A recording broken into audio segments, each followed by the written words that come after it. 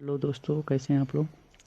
आइए आपको बताते हैं कि सोने की चिड़िया के देश में रहने वाले हमारे पूर्वज आज हमें एक बीज से 13 पौधे 13 फली निकालना सिखाया। लेकिन हम सोने की चिड़िया को लालच में आके सोने की मुर्गी की तरह एक ही सोने के अंडे के लालच में हम मुर्गी को तुरंत काट के प्रॉपर्टी डीलिंग के चक्कर में पड़ गए हैं।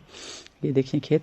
और हम अपने पूर्वजों को हमेशा क्रिटिसाइज करते रहते हैं कि हमारे पूर्वज सामने वाली ज़मीन नहीं खरीदे, ये नहीं किए, वो नहीं किए। लेकिन हम भी तो पूर्वज बनेंगे। तो आप आने वाली पीढ़ियों के लिए क्या कर रहे हैं। जो आपको विरासत में कोई चीज़ मिली हुई है तो वो आपको नहीं मिली हुई है, आप अपने आने वाली पीढ़ियों से उधार ले रखे हैं कि आप 2 बीघे को 4 बीघे करके दिखाएं, 4 बीघे को 5 बीघे। तो आप कर क्या रहे हैं। ये सोचिए कि आप पूर्वजों को क्रिटिसाइज करते हैं, लेकिन आप अपने आने वाली पीढ़ियों से कितनी तारीफ बटोरेंगे, ये बताइए। तो ये देखिए गेहूं का खेत, ये पूर्वजों का बना बनाया चीज़, और हमें आने वाली पीढ़ियों को हम एज इट इज़ दे देंगे, यानी कि हम कुछ कि यही नहीं, न्यूट्रल ही रहें। लेकिन पूर्वज हमारे 1 बीघा को 1.5 बीघा, 1.5 बीघा को 2 बीघा, 2 बीघा को 3 बीघा इसी खेती से अपनी मेहनत के जरिए करके चले गए। लेकिन हम क्या हैं, सिर्फ उनकी सेविंग को शोरूम और एजेंसी में डिस्ट्रॉय करते जा रहे हैं और आने वाली पीढ़ियों को कुछ मतलब पासवर्ड, फेसबुक और व्हाट्सएप के पासवर्ड के अलावा कुछ नहीं दे पाएंगे। तो सोचिए कर क्या रहे हैं हम लोग। फिर पूर्वजों को क्रिटिसाइज करेंगे कि नहीं ये किए नहीं वो।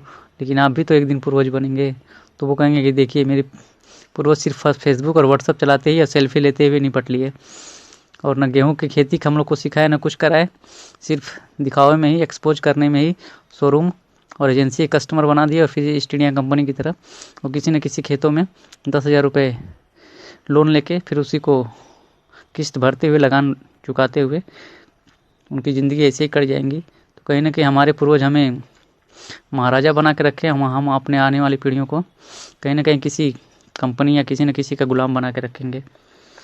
तो देखिए, तो कहीं ना कहीं हम ऑर्गेनिक खेती करते थे, हमारी इकोनॉमी इंटरकनेक्टेड हुआ करती थी। इंटरकनेक्टेड का मतलब एक गाय हुआ करता था, एक गाय के गोबर से फर्टिलाइज होता था खेत, बारिश में फर्टिलाइज हो जाता था उसके गोबर से। और गर्मी के दिनों में उसी के गोबर से हम लोग गोईठा, काऊ डंग केक बनाते थे, जिससे ईंधन की व्यवस्था हो जाती थी। उसके गोबर से ऑर्गेनिक फर्टिलाइज़र की व्यवस्था हो जाती थी, और उसके दूध से हमें प्रोटीन और हमें ज़रूरी मिनरल्स हमारे शरीर को मिलते थे। तो हमारी इकोनॉमी एक ऑर्गेनाइज फॉर्म में इकोनॉमी थी। लेकिन हम इसी को डिस्ट्रॉय कर दिए। कहीं ना कहीं दूध की जगह पर हम लोग जर्सी दूधों की जगह पर क्रॉसब्रीड जर्सी गाय के पीछे भागने लगे, और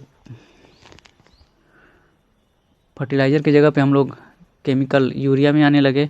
और तो इसी तरह से हम लोग सस्टेनेबिलिटी को खोते जा रहे हैं। ओके, धन्यवाद।